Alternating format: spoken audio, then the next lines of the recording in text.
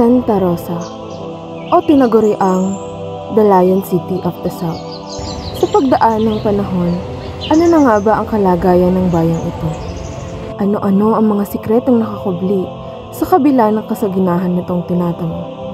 Halina't ating siyasatin ang makabuluhang nakaraan ng bayan ng Santa Rosa.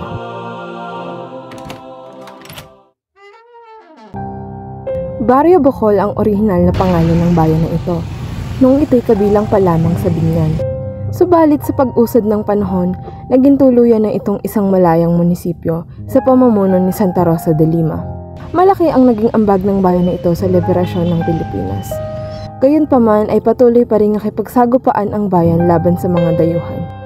Maraming araw ang nagdaan ay unti-unting nakabangon ang Santa Rosa mula sa pagkakalugmok, dulot ng samot-saring digmaan.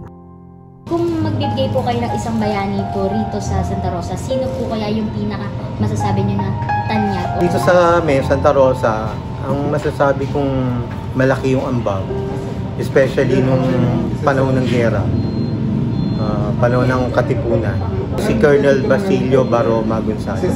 Ano po yung sa tingin yung pinaka naging ambag po niya sa pagiging malaya po natin ngayon?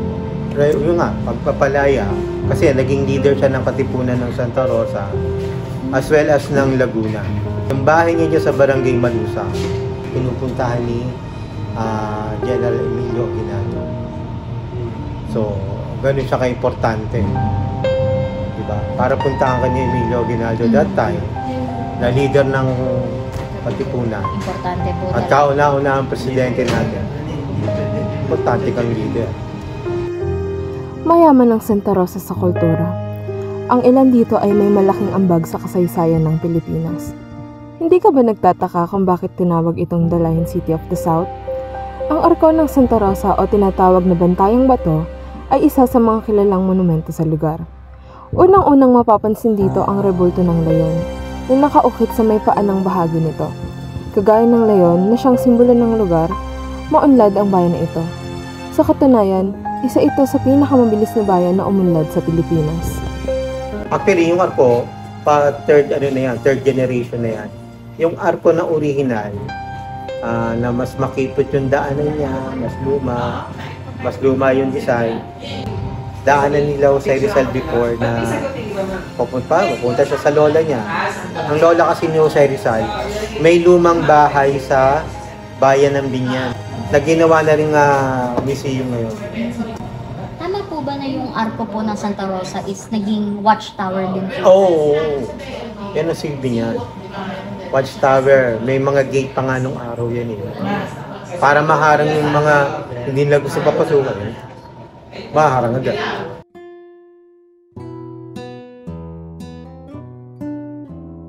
Ito rin ay matatagpuan sa Barangay Malusak. Ito ay pagmamay-ari ni Colonel Basilio Gonzales. Siya ay isang katipunerong namahala sa Santa Rosa upang maghimagsik sa mga Kastila. Bilang pagpapahalaga at pag-alala sa makasaysayang kilos, nagtayo ng estatwa ang mga lokal ng Santa Rosa. Matatagpuan ang estatwang ito sa labas ng gusaling batasan ng syudad. Ang bahay ay hango muli sa estilo ng bahay na bato.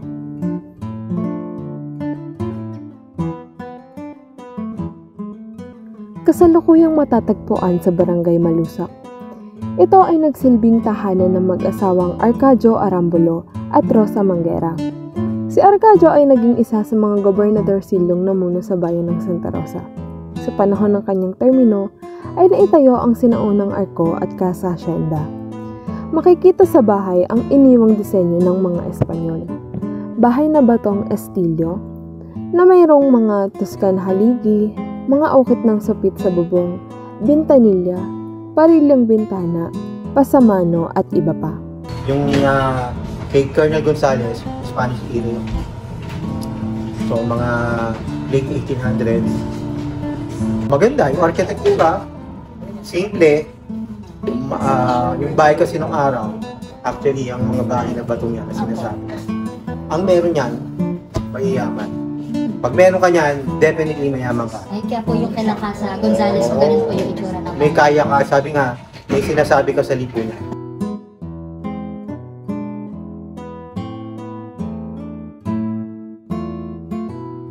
Ito kasing museo namin ng Santa Rosa. Ang unang-unang gamit ito ay munisipyo. Ito ang original na munisipyo ng Santa Rosa. Sa asyenda namin, yung nandiyan sa Central One, na school, elementary school. O, original na tanggapan din ng mga tribe yun. Doon sila tumatanggap ng mga bisita nila.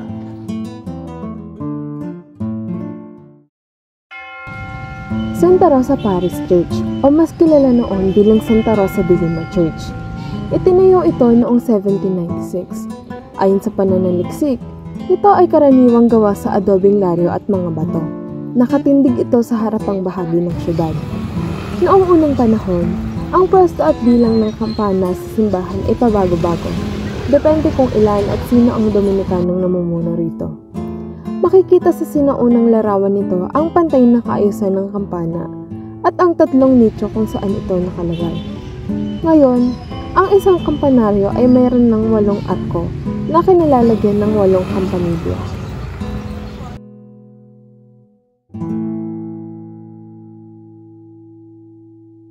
Isa pa sa mga tampok na palatandaan na nagpapakita ng mayamang kultura at kasaysayan ng Santa Rosa ay ang Cuartel de Santo Domingo o kilala bilang Fort Santo Domingo. Isa ito sa pinakamakasaysayang estruktura ng lungsod. Sa likod ng mga natitirang bahagi ng kuartel ay siyang may kaakibat na kasaysayan na aming nais ibahagi. Ang Cuartel de Santo Domingo ay bahaging hasyenda ng mga Dominikano sa Santa Rosa na itinayo bilang himpilan ng mga Guardia Sibil noong 1877. Ang intramuros talaga, yung aming Cuartel de Santo Domingo. Luma talaga siya. It was built 1788. Nagsilbi itong tipunan at tinggalan ng mga munisyon at gamit ng pangkat ni General Jose Lachambre nang kanilang salakayin ang mga manghihimasok ng Pilipino sa Silang at Dasmariñas, Cavite. Ginamit ito ng hukbong sandatahan ng Pilipinas noong 1957 hanggang 1990 at ng pambansang pulisya naman ng Pilipinas noong 1992. Purpose? Yes. Ano siya? Para siyang watchtower. Watchtower na headquarters. Kasi ganito yan. During those times, yung panahon ng Kastila, yung mga tulisan na galing dyan sa banda ng Cavite, mayaman ng Santa Rosa sa bigas, sa tubo. Pinupuntahan nila to, nilulot nila tong bayan ng Santa Rosa at yung asyenda ng Binyan. Nagnanakaw sila dyan kasi nga mayaman sa bigas, mayaman sa tubo. Nilulot nito ng mga tulisanes. So para maharang sila, naglagay yung mga Spanish ng ng parang watchtower. Kasi medyo mataas yung area yun eh. Kita agad nila kung sino yung papasok. Yun ang naging purpose nun. Tapos, yung panahon naman ng Hapon, naging dalaan siya ng mga raid team. Then, naging headquarters din ng mga Hapon. Matapos ang revolusyon, ang kuartel ay naging isang seminaryo hanggang 1980. Noong 1990, ito na ay naging teritoryo ng Philippine National Police at naging punong tanggapan ng Special Action Force. Ang mga pader nito ay gawa sa sari-saring bato at sumasaklaw ng lupang may sukat na 8.2 hektarya. Ang kuartel na ito ay binubuo ng material na tinatawag na adobe o mud brick. Ito ay isang gusali na may 2 palapag, hugis na parihaba na may 4 na baluarte sa bawat nasulok. Sa panahon ngayon, kalahating bahagi na lamang ng Cuartel de Santo Domingo ang ating makikita dahil sa mga sinapit nitong kalamidad. Sa kabila ng lahat ng ito, ang Cuartel de Santo Domingo ay labis na mahalaga. Kaya't dapat nating pagtuunan ng pansin ang ilan sa mga gusaling tulad nito. Ating buhayin at panatilihing maayos ang pag-aalaga ng mga estrukturang pamana sa atin ng nakaraan.